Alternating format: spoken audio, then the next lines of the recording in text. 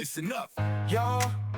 It's the queen of automation, Megan Donnelly, here to give you inspiration. Founders and business owners gather round. I'ma show you how to build systems that'll astound. Streamline your processes, no need for complicated. Hey everyone, welcome back to the Queen of Automation podcast, where we talk about why technology is only good when it works and how I help you make it work.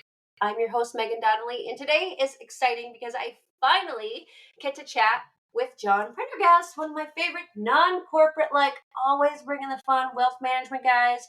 We tried this conversation a few months back when I started this whole podcast journey, and we logged on, and I wasn't using Riverside, and it was like everything was broken. And of course, John is the most patient person in the world because he's had a podcast for a while now, and he was like, "It's okay, we'll reschedule." Well, now it's like 3 months later, and I'm like, "Hey, do you want to still talk to me?"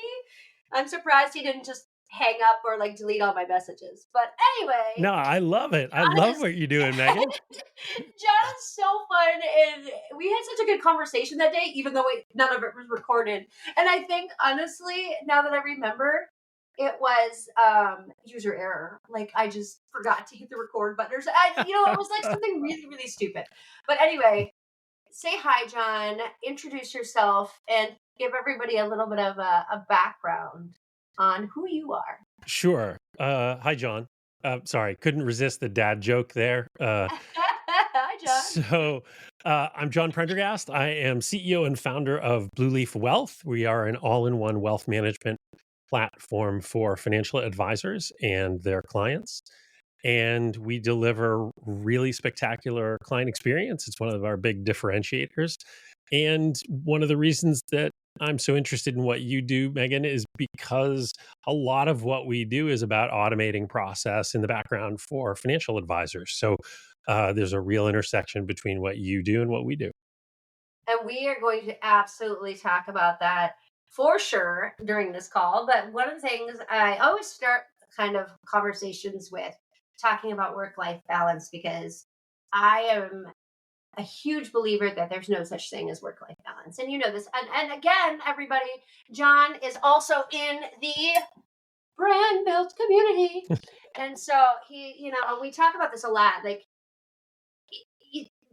It's one life, we have one life, you're either working on personal stuff or you're working on business stuff, but it's all the same. There's not really a separation. You can't separate work from, you just can't do it. So it's kind of a funny, ridiculous saying. So I'd love to get your take on that. I love asking everybody this question because the diverse answers we get and some of the stuff, it makes you go, because everybody thinks about it in a different way. Things that make you go, Exactly. Yeah. So do you have that soundbite on your? Can you I wish I did. I wish I did, and I'm not that much of a singer, so I can't really deliver that line. But it's all life. So for me, it has always been about work-life integration as opposed to balance. Balance always struck me as a concept that made sense if you weren't lucky enough to do what you love. And yes, we all need to spend time away from work. But I never felt comfortable with this idea of keeping it at bay and putting it at the other end of the scale to balance the scales. I think it is really about living free. I think it's about being able to choose what you want to do when you want to do it. And if you choose to do things that are related to your work all the time and you get joy from that, I just don't see the issue. Exactly. And I've got a family, to be clear. I've got 3 amazing kids that are grown and out of the house now. And this isn't about an excuse to spend lots of time away from my kids. I spent tons of time with my kids because that was also what I wanted to do. But I didn't want to be constrained necessarily to a traditional, 9 to 5, 9 to 6, 9 to 9, whatever it would be. And so being an entrepreneur has certainly given me flexibility to move what might be a work day, effort onto a Saturday or to a Sunday so that I could attend a soccer game or do some coaching or what have you. So that doesn't feel like balance to me. That feels like integration. Exactly. I love the word integration, and you and our brand built friend Josh McLean use integration a lot, and your two are similar in that way of thinking. And I absolutely love that term because when I first heard it, I was like, oh, that makes way more sense. Because it's not about not working on business when you're working on life. It's about picking and choosing when you want to work, where you want to work, how you want to work, who you want to work with. The best part about, I think, about being a business owner and entrepreneur is picking and choosing the people that you network with, the people that you integrate with, the people that you talk with on a regular basis, which is so completely different, right? And it's funny that you say integration because Josh is, I say that Josh, that was really weird. Josh is, he works in a corporate environment, but he's Yeah. figured out this integration, work life balance integration, and he still makes corporate work. So you can do it. Like, it's not, we're not sitting here on our soapbox and high horse and saying you all have to quit your job and be entrepreneurs like us. And that's not it. It's doing, you said it earlier, it's doing what works for you, whether it's entrepreneurship or working for somebody else. I mean, there are people that want to go work 8 to 5 or whatever and then go home and then, do it again the next day. That's just what they want to do. So I love the term integration. It's like my new favorite thing now because it makes so much sense, right? We're all here, in my opinion, whether you work your own business or you own your own company or your own business or you work for someone else, or the whole point is to build a lifestyle and not a career, right? Set real life goals like I want to put a deck on my house. I want to buy a new car. I want to go on a cruise. I want to live your life. Make money to live your life, not the other way around. I think it's all about building a life. And it's about building the life that you want, not the thing that somebody tells you you should want, but what Exactly. you actually want. And we all have more power than we often recognize. And, um, I put up a post on LinkedIn, one of our favorite places, a couple of weeks ago, and it was talking about that. Our job as leaders in companies, CEO, isn't to empower employees. It's not our job. But the reason it's not our job is because people walk in the door with power. And it is all about, for me as a leader, trying to help them find it and use it. Yeah, because people really struggle with, I think when you work for somebody else, you really struggle with, or at least I did when I was working for somebody else. I struggled with understanding my own boundaries.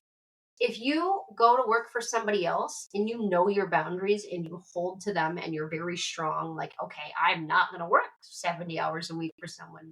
I'm not going to work 65 hours a week.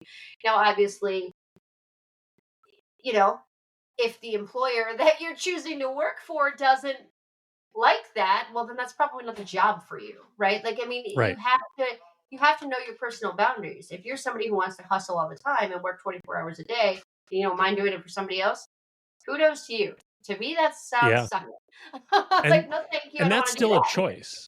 That's still a Yeah, choice, right? exactly. You're choosing to work there. And Exactly. yes, let's face it, there are some people with less choice than others and have less agency, less ability to make a change. No question. Um, but most of us have more power and choice than we recognize or admit.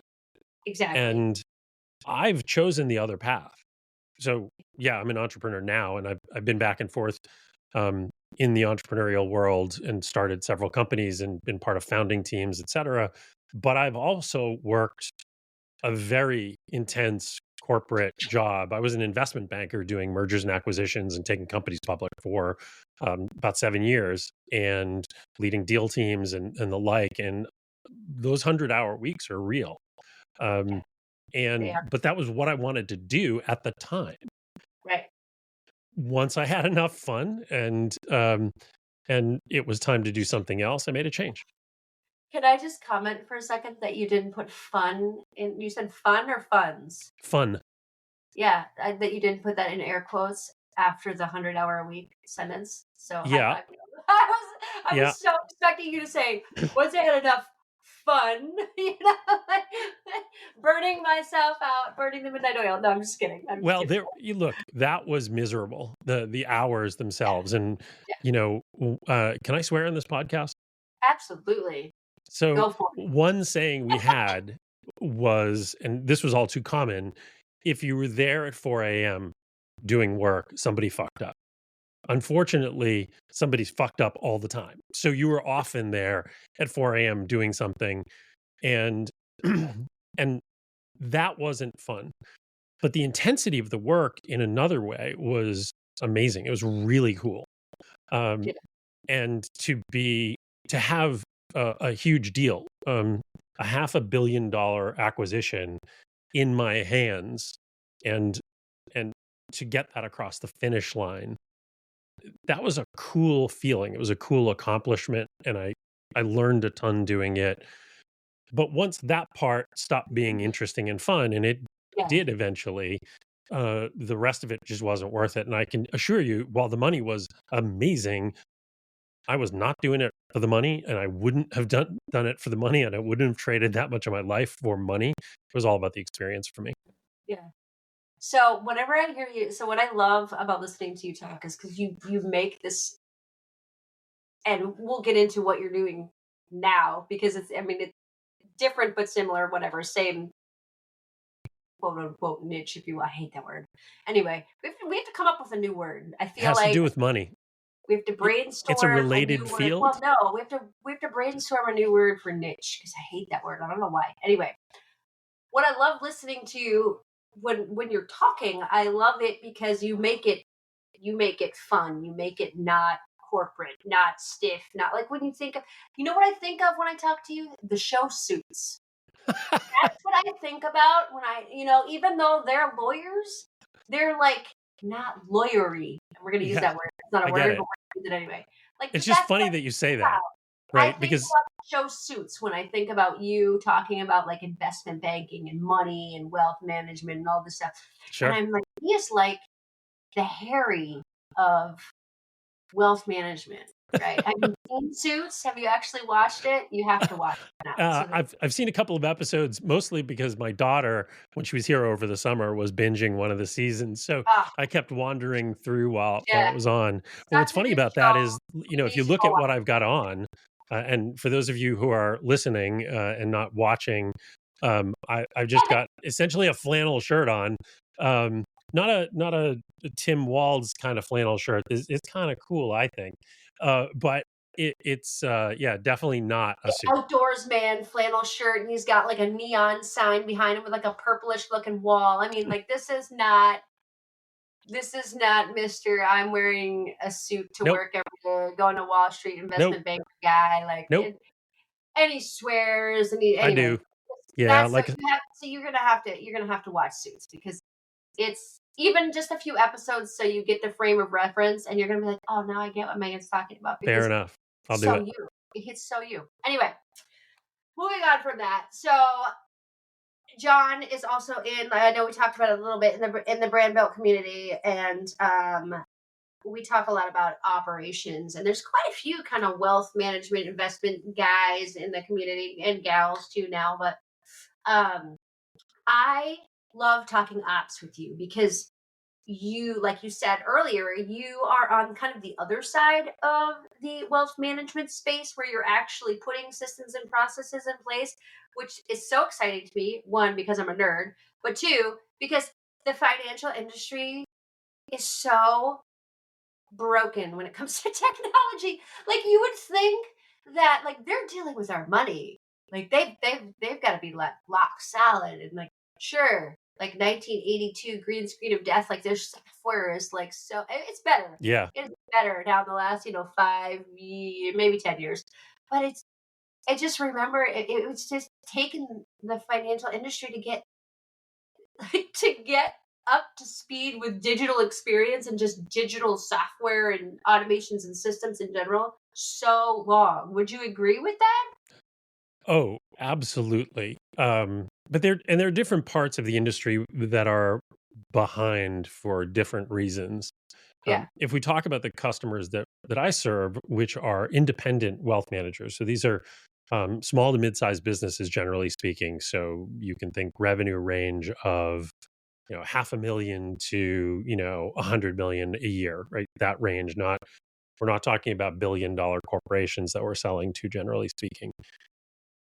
Those folks tend to be behind the curve in terms of technology and automation, primarily because that isn't what they care about. They really Yeah. care about serving clients, and technology, and frankly, running the business is more of a nuisance than an interest. And so their focus is just elsewhere. And they're relatively small businesses often, right? So I'd say the average wealth management firm is, two or three people, and they're mostly very client focused, as they should be. And so there's just not a lot of expertise in there to build systems that really work. And it's usually just a mess. Like, so I've had a few wealth management clients that have needed operations help, and I mean, I'm like, it's what's funny is when it comes to knowing their clients' numbers, like they are spot on, but knowing their own data and information, they're like, well, why do we need to track that? I'm like, oh, come on. I'm like, do you have a CRM? Where are you putting these people? Oh, well, we've got an Excel spreadsheet. One guy was like, I keep track of them on my iPhone. I'm like, Hmm. wait, you do what now? So Yeah. you have all of your customers like personal and data and information on your iPhone. Well, between that and my Google sheet, I'm like, Yep. and you're dealing with money. I'm like, Yep. that's cool. Like, Now, that isn't let's hope you necessarily don't where get they audited. Yeah. yeah. I don't think they're keeping a lot of financial information there, generally speaking, but that is right. That is, it's the problem with being so focused on serving clients, and that's literally all they care about, Yeah. that in some sense they don't get kind of the enlightened self-interest to Mhm. realize that they could do more and better of those things that they want to do, investing a little time and energy into building out automation. Yeah, and And it doesn't even it have to be it's a real fancy. battle to help them see that. Usually, though, at some point in those businesses, they just run into some wall or another, and they're forced to confront automation. And I've always Yeah. said that there's kind of a magic inflection point when you get to about 5 employees. Mhm. It's kind of one of those inflections where it's just too much at that point, Yep. and you need some level of systems at that point, and you generally see people jump up a notch Yep. in their sophistication at that point. Also, if you think about it, technology moves really fast, and if you think about the number of amazing systems that have come out the last 3 or 4 years, and I'm Yep. not even talking about AI, but just automation um, Yeah, software just that can basic. help you construct your own type of automation, um, that wasn't even available when they started their business. Uh, so it's all new, and it's just not something they're paying attention to. So I guess it's incumbent on us to help them learn, right, Megan? Absolutely. I love talking to these guys because and they're, what's great about numbers guys? When you show them numbers, they're like instant, like, where do I sign? Like, numbers guys, you show them the numbers, you show them the amount of time they're going to save so that they can focus on their clients more, and it's really like that with anybody, but they want to focus on their clients. That's all they want to do. So show them how to do that, right? Like, and Right. it's like, this is what you're good at. You do that. We'll be over here doing this. And it's it's come so long in the last 10 years, but it's just so funny to me that the money, the money people are still like at least 2 or 3 years behind. Other than like companies like Stripe and stuff like that that are in the forefront because they have to be. But Sure. um anyway, craziness. So let's talk about your actual company and what you're doing working on these days, because I think it's very fascinating. Again, geek, but that's okay. I think it's very fascinating how you're helping these companies transition into the next phase of their business, really. Yeah. So the best way to describe what we do is we can talk about several of the functions that we automate, and most of what we do is actually back office. So not what you think of as exciting. So these are functions like reporting, both on the business and about the client for client presentation. We do things like billing and invoicing, so calculating how much to bill each client, and then actually issuing the bill and or getting that debited from their accounts. We also do trading and rebalancing, so people figure out, okay, what should your money look like, and as things change and the market moves, it gets rebalanced back to its target. Those are the kind of bread and butter things that we do. All of those pieces have pretty traditional automation, right? So think about reporting. I can tee up 1,000 clients to get different reports at different intervals automatically and just fire them up. It has a workflow built in that will send it through to someone for approval. They can flip through the finished product, see if everything's good. If not, they can opt out of some of them and check them back in to make a change. And bang, you can send in minutes 1,000 reports. However, the other thing that we do is a bunch of automated support for their clients. So we deliver a client-facing interface where clients can self-serve on mobile, on web. We deliver outbound messaging that goes to clients. It's another way to get information to their clients and bring the brand and the experience to life for their clients. So it's a bunch of touch points that otherwise would be traditionally manual or on phone or what have you, but we've automated it so that we get them, many cases 50 or 60 touch points a year with their clients via their brand and their technology. And that's really the place that we hear from our advisors where we save them the most time. Because by having those proactive communications going out to clients, what we hear is when the markets were bad, like they were, 2 weeks ago now, big dip on a Monday, our customers generally don't get panic phone calls. And that's because the advisor's already been in touch with them, either that day or the day before, already given them an update, already done all of the things that you might imagine doing. And so the clients know where they're at, they know what's going on, they know what the plan is, and they feel comfortable and confident. Where in our industry, a traditional advisory model might have 4 or 5 sort of meaty contacts with a client over the course of a year, and otherwise might send them a newsletter or something that they don't even open. And just there's just a limited amount of contact. So all of that connection and automated touch points that we deliver, creating what we call an engagement loop, making wealth management engagement feel a lot more like the engagement you get on Netflix or Facebook in the way that interacts with you. That really changes the game. I think of your software as, and I mean, and you can correct me if I'm wrong, obviously, it's almost like a CRM for wealth management or like an all-in-one CRM type of system, because it's like the businesses have all of their clients and all of their like, and that's really what it is. But it's specific to that industry, right? Because you Yeah. cannot put, and again, I'm not a Salesforce person, but we'll just use them as an example, right? Like you can't put a traditional HubSpot or Salesforce in place for a wealth management business, because there's so much of their business, obviously, that we're just relying on the data and the reporting, the financial data and the financial reporting part of it.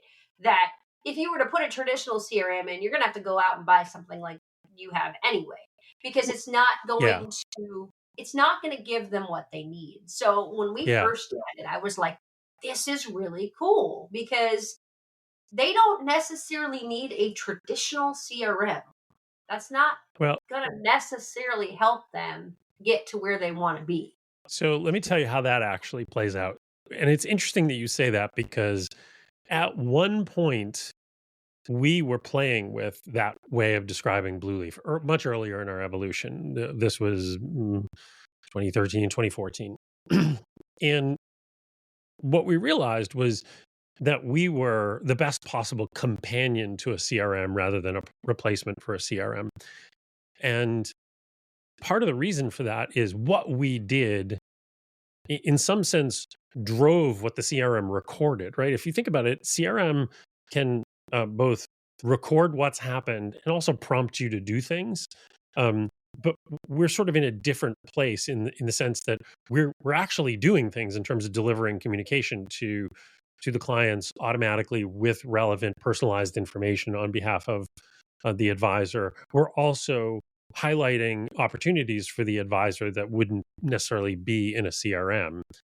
And we are also an integration partner with a lot of these CRM systems. So certainly Salesforce, but some of the CRM systems are really targeted and focused on just our market. So I'm thinking about companies like Wealthbox and Redtail. They are CRM for wealth managers. Because you're right in saying that a traditional CRM just isn't customized for the workflows or the view of the world that wealth managers must have. So Exactly. significant things. And in fact, with Salesforce, most wealth management firms that are large enough to use Salesforce actually use a specialized version of Salesforce called, what is it, Financial Cloud or something like that. That's kind of what I was thinking too, because Salesforce and even HubSpot, like you could absolutely put it in place, but it's going to take such a heavy hand, like a development hand, to make it work the way that you need it to work. And you're going to have to custom. It's not, well, I mean, okay, first of all, there's no out of the box system that's going to work for every single business across the Of board. course. Anyway.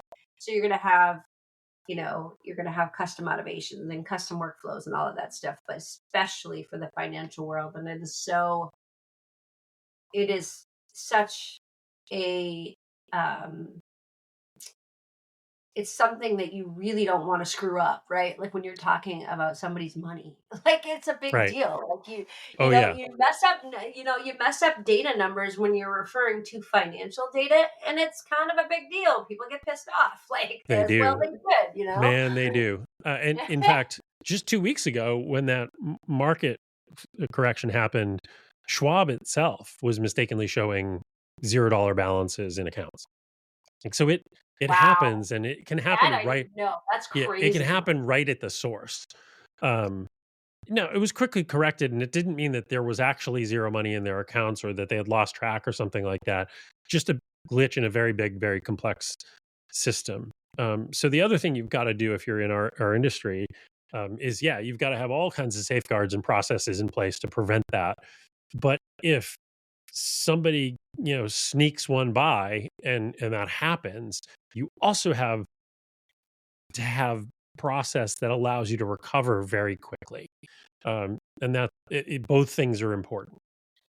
The pivot factor when it comes to stuff like that is having systems and processes in place so that you're not being reactionary. You're being proactive. Like you have stuff set up so that if something happens, you can proactively reach out. You can proactively, like you're already ready for it. Like you were ready Right. for it. Yeah. So and that's the thing that We people have to forget. be. Yeah, we have to be, and our customers have to be as well, right? Things go sideways, and in their case, it's probably more when the market goes sideways that creates all kinds of issues in their business, which is why a system like ours that has already been proactively sending messages out to clients and connecting with them in that way very much tamps down the anxiety clients feel in that moment. It all Right. becomes just part of the journey that they're used to, as opposed to getting their narrative set by the media. Essentially, the wealth management firm through automation is delivering their own narrative, which is custom to the client, and that is a really powerful way to defend against the way that the media whips people up. Absolutely. 100% agree. We are coming up on time, so I don't want to take up too much of your day, but I'm No so glad worries. that you were here. Tell everybody how they can find you if they are interested in learning more about you, how they can Sure. I contact mean, you. the easiest thing if you're interested in connecting with me, I'm all over LinkedIn. Remember, brand built. So I'm on LinkedIn most days, and pretty easy to get a hold of there. Personally, it's just John Prendergast, and you'll know because I'm the Blue Leaf Wealth guy. And if you want to know anything about Blue Leaf, it's just www.blueleaf.com. It's very cool. I suggest you go check it out because if you're a geek like me and you want to learn, and I know it's not direct to consumer or anything like that, but I kind of wish it was because it looks like a really cool platform. But I mean, what would I do with it? Nothing. Anyway, it's a very interesting business model, and I really think it's fun. But that's me. Anyway, guys, that is a wrap. Thank you so much, John, for being here, and we will see you next week. And remember, technology is only good when it works. Only good when it works. Thanks, Megan.